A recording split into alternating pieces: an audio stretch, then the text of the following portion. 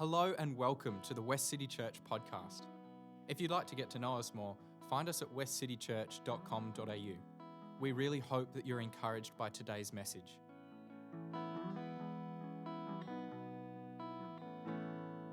And it was only after Josh challenged me to segue this into my communion talk that I realised that they actually come together pretty well. So I grew up in the Catholic Church my whole life, and each Sunday before we took communion, we would do this peace wishing exercise where we turn to our neighbour and wish them peace. So Pope Benedict XVI, on this Catholic rite, said, "By its nature, the Eucharist, or communion, is the sacrament of peace. In our times, fraught with fear and conflict, this gesture has become particularly eloquent. Certainly there is an irrepressible desire for peace present in every heart. And it's true. Isn't communion the sacrament of peace?" I was remembering this peace-wishing exercise recently and had a real desire to do it again. It's the shortest prayer you'll ever say over someone. And as we do so, we're praying peace not only over this community, but over other areas of the world that are really in need of peace right now, including Israel-Palestine. So this is how it goes. You turn to your neighbour, you shake their hand, you say, "Peace be with you." They'll forgive you for your sweaty hand and they'll say, "Oh, peace be with you." There you go. If your native tongue is not English, I welcome you to say "peace be with you" in your mother tongue. Good morning. I'm on. Morning, everyone. If you don't know me, my name is Josh. Part of the team here, part of the mob, as Kelly would say. And I am super excited. I love kind of speaking anyway because I love the Bible and I just love sort of sharing about it and talking about it. But in particular, as has sort of been said, we're at the moment going through about 7 weeks worth of looking at the Sermon on the Mount. And I'm deadly serious when I say I think the Sermon on the Mount is genuinely the most remarkable words that have ever been spoken, that ever will be spoken. I think they stand supreme as the greatest teaching that has ever been, that will ever be. And it is the epicenter of my faith, of, I think, the Christian faith in general. When it comes to the Bible, the Sermon on the Mount is like the Holy of Holies. It's like entering into the utmost, presence of God. It's Himself.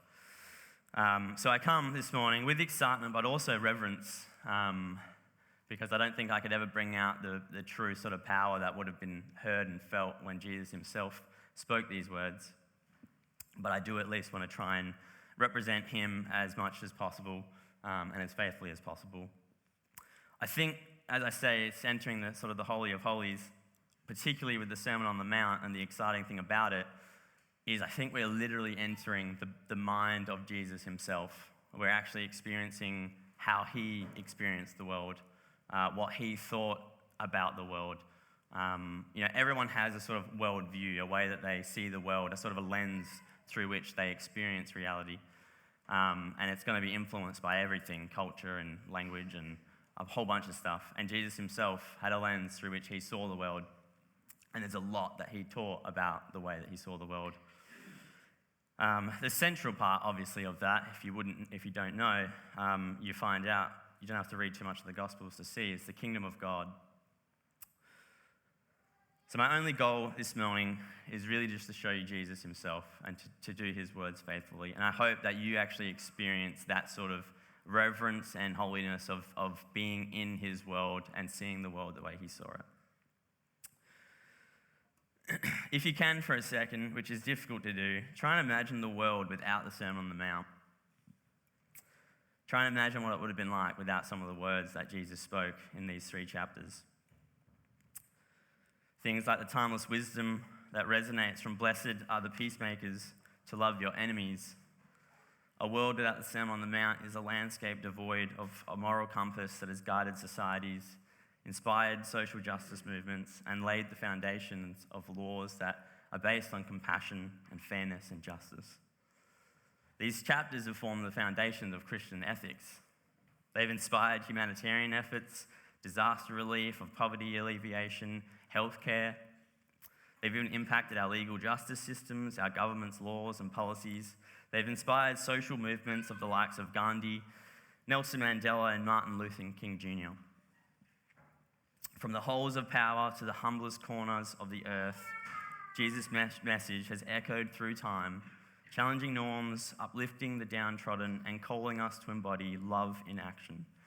So this morning we delve into this legacy, we explore the mind of Jesus himself, we try to come to an understanding of the way that he thought about ethics, of justice, and the very essence of what it means to be human in this world. Before we do, I'm just going to read a little passage from this big thick book. Bear with me because it's written in the 1800s, so it's 1800s English. It's a little bit clunky, but I think you'll follow along. And what he's doing is introing the Sermon on the Mount as Jesus sort of as a contemporary rabbi, and he's comparing it to what's called the Talmud, which is sort of 1st, 2nd century Jewish writings.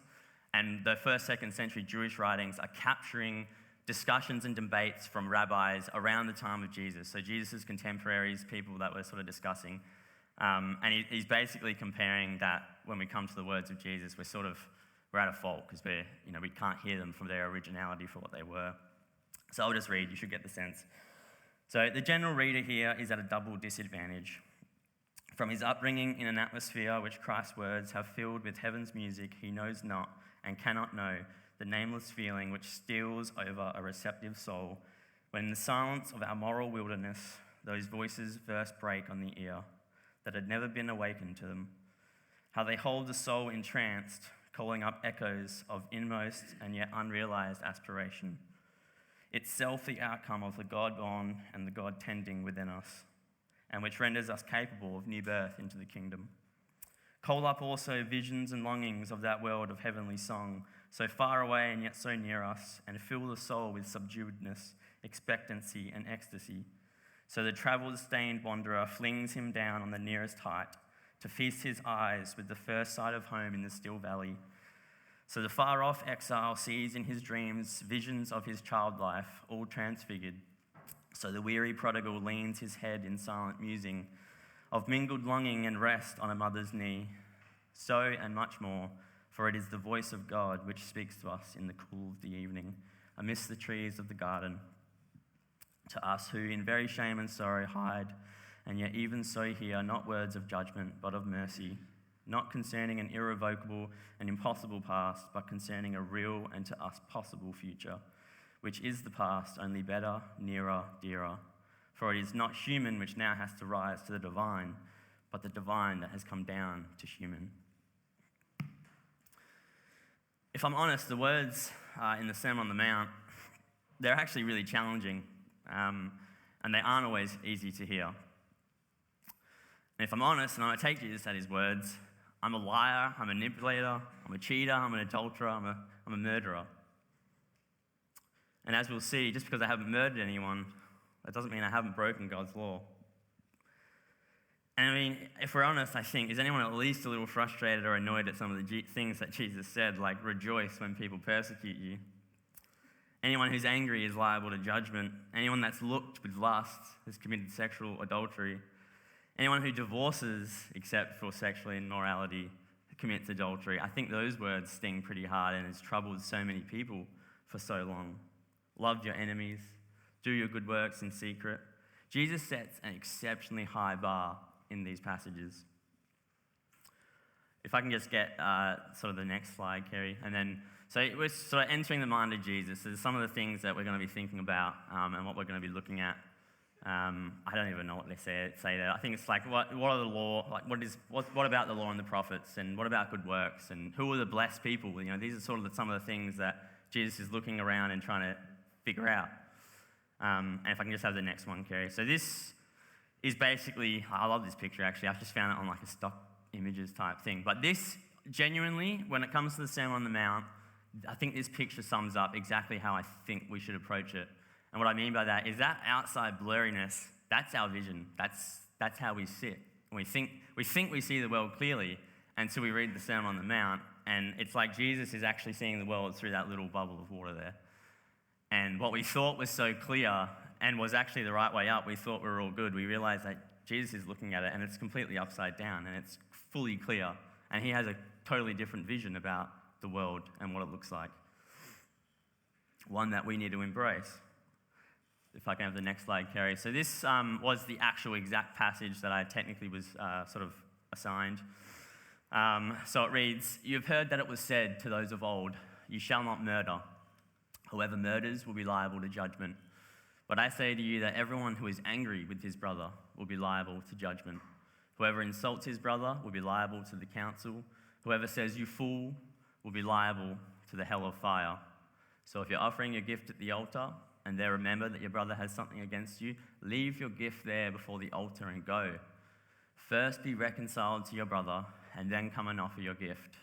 Come to terms quickly with your accuser while you're going with him to court, lest your accuser hand you over to the judge and the judge to the guard and you be put in prison. Truly I say to you, you will not get out until you paid the last penny." So that's a specific passage that I was sort of given this morning. I don't want to talk just about anger. You could just sort of look in and hone in at this sort of specific thing and talk about anger and what it is. What I want to do is take a bit of a step back. Like I said, what I want to do is get into the mindset of Jesus and really experience his worldview. I also want to equip you, I hope, to go away and read these passages and reread these passages and listen to them and hopefully be equipped to tune in to the frequency of what he's saying. So what we're going to do is take a step back a little bit, because this sort of set of verses is just one of 6 examples that Jesus uses to make a sort of overall, even larger point that he's trying to make. So if we take a step back, can I have the next slide, Kerry? Thank you. So this directly before it is Matthew 5:17-20.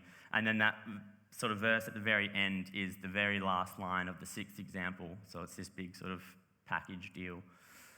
So he begins by saying, "Do not think I have come to abolish the law or the prophets. I have not come to abolish them, but to fulfill them. For truly I tell you, until heaven and earth pass away, not an iota, not a dot will pass from the law until all is accomplished. Therefore, whoever relaxes one of the least of these commandments and teaches others to do the same will be called least in the kingdom of heaven. For whoever does them and teaches them will be called great in the kingdom of heaven. For I tell you, unless your righteousness exceeds that of the scribes and Pharisees, you will never enter the kingdom of heaven." And then he wraps up, he obviously talks about anger, he wraps up the other sort of 5 other examples, and he says, "You must be perfect, as your heavenly Father is perfect." Again, sets a super high bar. Sometimes I don't know what to do with these words, right? So obviously he sets out, and it's pretty clear, he's not come to abolish the law and the prophets. And that was actually he was accused of doing that. And you can read sort of through the gospel. I mean, people were, what are you doing on the Sabbath? And you're doing certain things different ways. You're breaking the law. He's very clear he's not coming to do away with the law. He loves the law. Jesus knew his scriptures better than any of us would have been able to figure out our scriptures. What he's coming to do is embody the true essence and purpose of the law, the Old Testament law. His life, death, resurrection, his teachings, they represent the culmination and the completion of God's redemptive plan as revealed in the Hebrew Scriptures. The very purpose of the law, the very reason we needed it, he's come to fulfill and accomplish the reason we needed it in the first place. So it's a bit of a hectic word, this "you must be perfect." The word in Greek is teleos. I think, is it the next slide, Kelly? You can flick, yeah. So teleos, or telos, or telestai, or there's plenty of different types of the verb, depending on which tense it's in and all that sort of stuff. But this word, perfect's not a great English sort of translation for it, because there's a lot of baggage that sort of comes along with it. But the word telos, perfect, it's the end goal. It's the fulfillment of. It's the completion of. So it's not so much perfection in terms of flawlessness, but you must be perfect in terms of complete, whole, mature. That's the word that he's using. So it is a high standard for sure. But it's not about our flawlessness. It's about our ability to recognize what is the end goal, what was the underlying purpose. And so I think it's good just to summarize the examples to get in his head of what he's doing. So obviously there's the Old Testament law and what it was used for. So he's going to go through some examples and we'll see what his sort of mindset is. So for example, you've heard it said, do not murder. Jesus looks at that law and he doesn't just see you should not murder. He sees, no, I'm telling you, anyone that's angry is liable to judgment. He sees the law, you should not commit adultery. And Jesus says, no, I'm telling you, if you cultivate lust in your heart, you're committing adultery. And he says, it says in the law, whoever divorces his wife need only give a certificate of divorce. For Jesus, no. Anyone who divorces except for sexual immorality. Can I have the other slide back, Kerry, just for the other three examples? So, and then he keeps going. So you've heard it said, you should not swear. This is one of my favorite ones. He sees the law that's, you should not swear an oath falsely. If you swear an oath, fulfill it. Jesus goes, no, I'll do you one better. Don't make an oath. Don't feel the need to take an oath. Let your yes be yes and your no be no. You've heard it said, eye for eye, tooth for tooth. That's fair, right? That's what that law was for. It's fair recompense. Jesus says, no, I'm telling you, do not repay in kind evil for evil. You've heard it said you should love your neighbor, right? No, I'm telling you, love your enemies. Pray for those who persecute you. That's Jesus' mindset. When Jesus comes to this law, he's coming with this sense of, I'm coming to complete it. So if I can have the next slide now, Kerry. So that's Jesus' mindset. I'm coming to fulfill this thing. I'm coming to complete it. I'm coming to take it to its utmost and show you what it means to follow the law. Because following the law is not just do not murder. No. Following the law is much more than that. You must be telos, as your Father is telos. If I can have the next one, Kerry. So that's the Sermon on the Mount. That's the 6 examples. Lucky, I'm not going to take too long this morning because, like I said, I want to equip you just to be able to go away and read this and reread this for yourself. Because I don't know about you, but for so long when I read the Sermon on the Mount, particularly the 6 examples, there's an English word "but" that's in there all the time. Like, you've heard it said, but I tell you. And I don't know, for me, there's always been this sort of negative kind of connotation about it. Like, I know he said he's not coming to do away with the law, but then the way he says, oh, you've heard it said, but I'm telling you, is almost like he is, doing away with the law. Until you realize that it doesn't have to be but, that Greek word can also be and what he's actually doing is he's revealing the law. He's taking the law even further. Now, this is from Matthew 19. I probably would have had time to do it, but if you wanted to, also read the story before this because, again, it's particularly hard to read what Jesus talks about when he talks about divorce and remarriage and those sorts of things. But again, he sort of says the same thing he says in the Sermon on the Mount before this passage. The Pharisees come up to him and say, what about that law where Moses just says you give him a certificate of divorce? And he straight out tells them, yeah, he gave you that law because of your hardness of heart.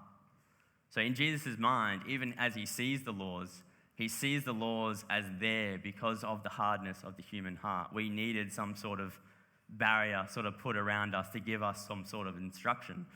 But it was never the end goal in Jesus' mind. That law was just there as like training wheels to propel us forward into our true purpose. And then straight after that story, there's this story which I want to talk about because the same word, sort of telos, perfect, is used in it as well. And it's also about the law, and it's also about a good, faithful Jewish man who is following the law. So, behold, a man came up to him, saying, Teacher, what good deed must I do to have eternal life? And he says, why do you ask me about what is good? There's only one who is good. If you would enter life, keep the commandments. He said to him, which ones? And Jesus says, you know them. You shall not murder, you shall not commit adultery, you shall not steal, you shall not bear false witness, honor your father and mother, and you shall love your neighbor as yourself. And the man said to him, all these I've kept. What do I still lack? And Jesus said to him, if you want to be telos, go and sell everything you have and give it to the poor, and you'll have treasure in heaven, and come and follow me. And when the young man heard this, he went away sorrowful, for he had great possessions. And Jesus said to his disciples, "Truly I say to you, only with difficulty will a rich person enter the kingdom of heaven. Again, I tell you, it's easier for a camel to go through the eye of a needle than for a rich person to enter the kingdom of heaven." And when the disciples heard this, they were greatly astonished, saying, "Who then can be saved?" And Jesus looked at them and said, "With man it's impossible, but with God all things are possible." Being perfect sounds impossible. I mean, it is impossible. Humans can't be perfect, not in the sense of flawlessness. But I think we're still inspired here to be like of utmost moral perfection. He's calling us to a really significantly high bar. He's asking us to give away what we have. Like, our life is no longer our own. Our possessions are no longer our own. My emotions are no longer my own to just do with what I want to do with. My everything, it's now his. If we want to be telos, I mean, if we really want to, if we want to take it seriously, the law seriously, if we want to actually obey the law in the greatest sense of the word, how do we be telos, Jesus? You know, I've obeyed all the laws. I haven't murdered. I've honored my father and mother. Oh, you want to be telos? Give up everything. Give up everything and come and follow me. You know, like the disciples are astonished by this. Like I said before this, when he teaches on divorce, and he reiterates exactly what he says in the Sermon on the Mount. He doesn't sort of change up what he says. He says the exact same stuff. And then straight after he says it, the disciples, they have a similar reaction. And they actually say, it's better not to marry. Like, that is the genuine reaction from Jesus' teachings. It's such a high bar that even those that heard it just go, man, like that, it's better just not go through that. And again, here you kind of hear their astonishments. They're like, Jesus, who then can be saved? You're setting such a high bar that who then can be saved? His response, of course you can't do this by yourself. You're not going to be able to do it in your own strength. It's not going to be your own sort of wisdom or insights or intelligence that comes through and saves the day, or your own emotional power or anything like that. With man, it's going to be impossible to do this thing of telos. But with God, it's possible. It's there. So I actually see these examples, and I think they're possible, as crazy as that sounds. Anyone that's angry is liable to judgment. So what do? You reconcile. You don't harbor anger. If you're feeling anger, you deal with it, like then and there. Don't even come and worship again until you've dealt with that thing. That's Jesus's. I can actually have the 6 examples sort of back up so we can sort of go through them.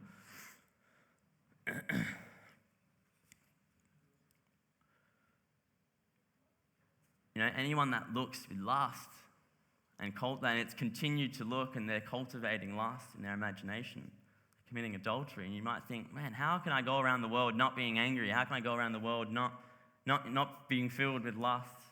How can I go around the world and not be sort of using my language to try and manipulate people somewhat, to try and change their perception of me? How can I go around and not feel that sense of fairness and justice and no, but like they did that, so there has to be an equal sort of... How can I go around and go, no, I love my enemies. I bless those who curse me. I think it's only possible with him, with his help.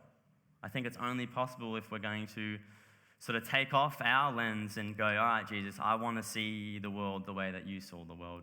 I want to experience the way that you experienced the world. If I can flick forward a couple of slides, Kerry. Sorry, you're doing great. This is what I want. Thank you. So Jesus knew his Old Testament, like I said.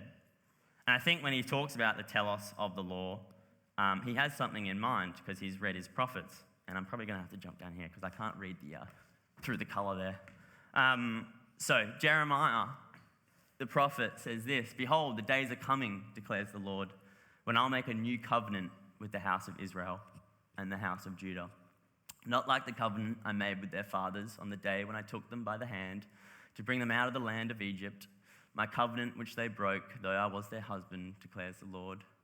For this is the covenant that I'll make with the house of Israel after those days, declares the Lord. I will put my law within them, and I'll write it on their hearts.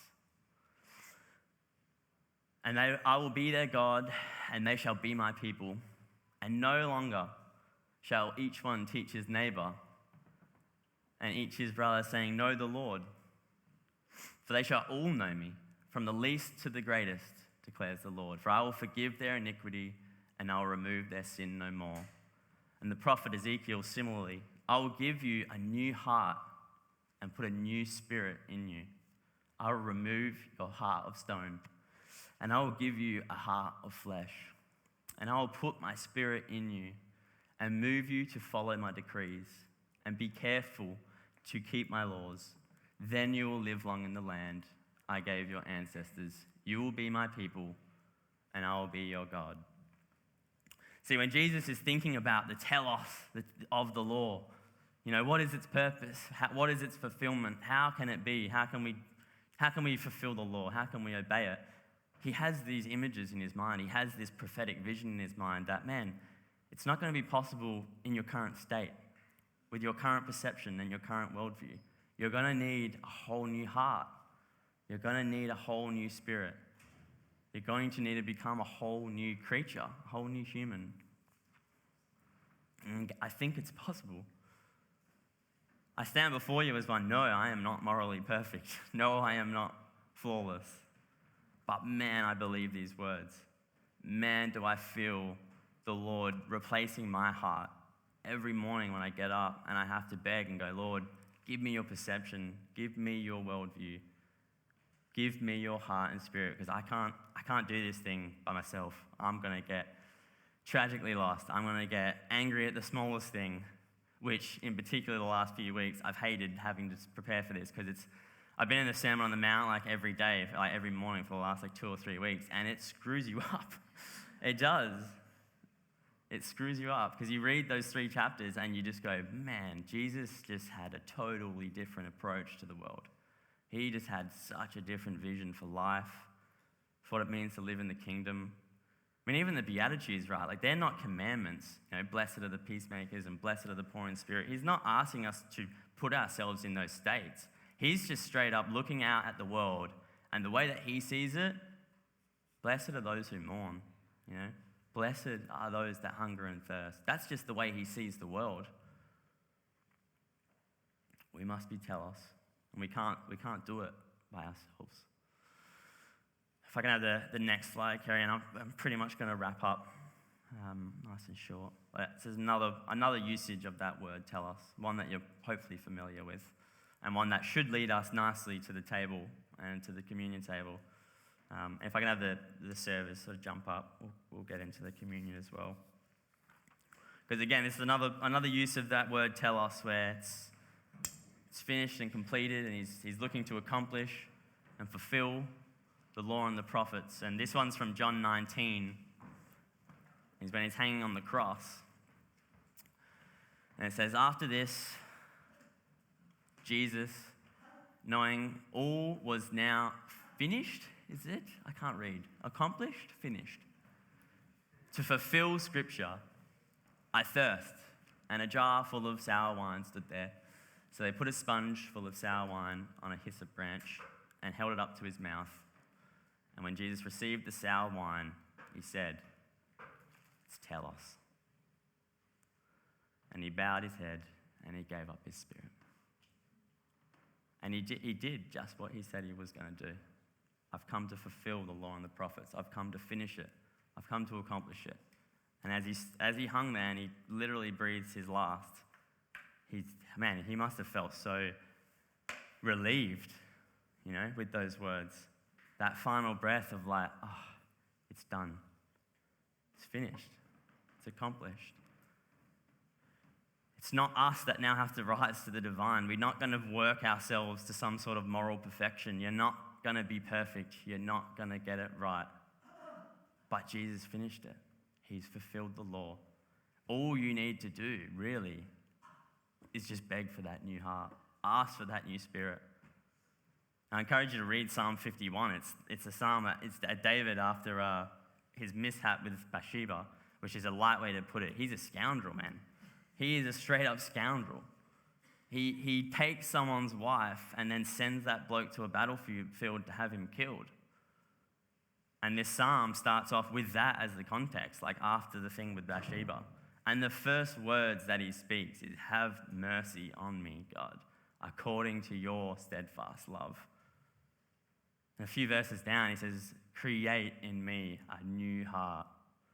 Renew a right spirit within me."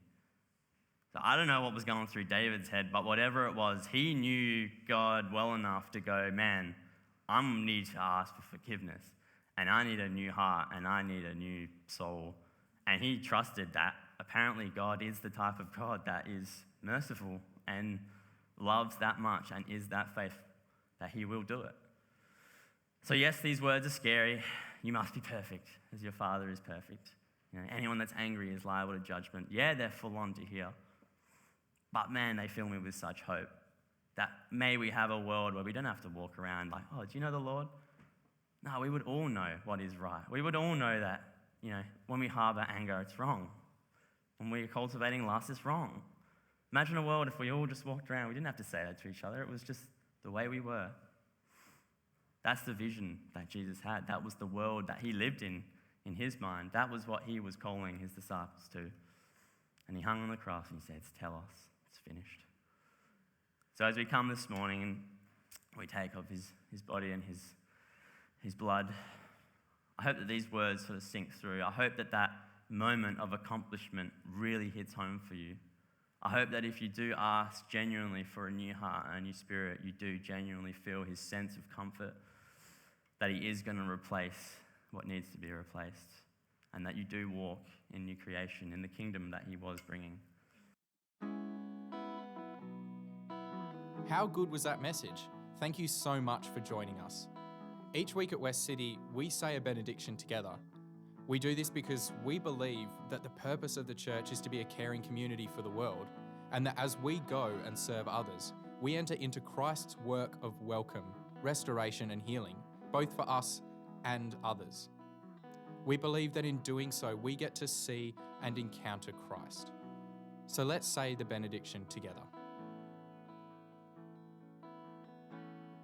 We come together as the church to be reminded of the go of Christ. So we will go out and feed the hungry, go out and clothe the naked, go out and fight for justice, go out and end oppression, go out and proclaim anew the old story, go out and associate with those who don't look like us, think like us, act like us, and don't even like us. And we'll do it all in the name of the one who sent us. His name is Jesus.